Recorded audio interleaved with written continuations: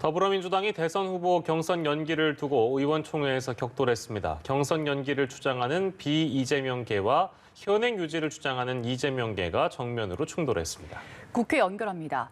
방현덕 기자, 이 의총이 이제 마무리가 된 겁니까? 네, 그렇습니다. 의총은 점심시간을 넘긴 1시 20분쯤 종료됐습니다. 송영길 대표는 오늘 오후중 비공개 최고위를 열고 의총에서의 의견을 종합해 경선 연기 문제를 결론낼 예정입니다. 3시간 가까이 이어진 의총은 사실상 이재명계와 비이재명계의 개파 대리전이었습니다. 첫 순서인 2대2 토론에서 정세균 전 총리와 가까운 김종민 의원, 이낙연 전 대표 측 홍기원 의원이 경선 연기를, 이재명계 김병욱, 김남국 의원이 연기 반대를 주장하며 공방을 벌였습니다. 이어서 20명의 의원들이 자유토론자로 나서며 갑론을박이 벌어졌습니다. 연기를 주장하는 비이재명계 의원들이 든 명분은 흥행입니다. 경선이 여름 휴가철과 겹치고 코로나도 꺾이지 않은 상황이라 흥행이 안 될까 우려가 된다며 9월 초에서 11월 초로 경선 날짜를 미루자는 겁니다.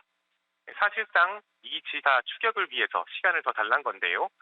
반대로 이재명계 의원들은 원칙을 훼손해서는 안 된다고 맞서고 있습니다. 흥행은 시기의 문제가 아니라 후보 콘텐츠의 문제이며 또 흥행이 경선 일정을 바꿀 사유가 되냐는 반박입니다.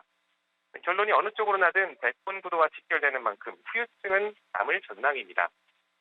민주당은 오늘 권익위조사에서 부동산 투기 의혹이 제기된 비례대표 윤미향, 양이원영 의원을 제명했습니다. 두 의원은 이제 무소속 의원이 됩니다. 양이원영 의원은 제명의 명분인 선당 후사, 즉 당을 자신보다 먼저 해야 한다는 자세가 전근대적 태도라고 강하게 반발했습니다. 네, 야권 상황도 보겠습니다. 이른바 윤석열 엑스파일이란 문건을 놓고 여야는 물론 지금 야권 내부에서도 공방이 이어지고 있는데요. 윤석열 전 총장이 이에 대해서 입장을 냈다고요? 네, 그렇습니다. 그동안은 엑스파일 논란에 일절 대응하지 않겠다는 입장이었는데요. 방금 입장문을 내고 엑스파일이 출처불명의 괴문서라며 정치 공작을 하지 말라고 강하게 반발했습니다. 자신은 국민 앞에 꺼릴 게 없다며 문서 내용이 사실이면 지난 8년간, 그러니까 박근혜 정권과 현 정부에서 자신을 향한 공격에 버티지 못했을 거란 겁니다. 특히 엑스파일 문건 작성에 공기관과 집권당이 개입했다는 의혹을 거론하며 그랬다면 명백한 불법 사찰이라고 주장했습니다. 또 문건 공개를 통해 진실을 가리고 법적 책임을 따지자고도 말했습니다. 이 윤석열 엑스파일에 대한 대처 방안을 놓고 오늘 국민의힘 지도부는 갈라지는 모습을 보였습니다. 윤 전 총장을 적극 보호해야 한다는 김재현 최고위원의 주장에 이준석 대표가 경거망동하긴 어렵다며 선을 그은 겁니다.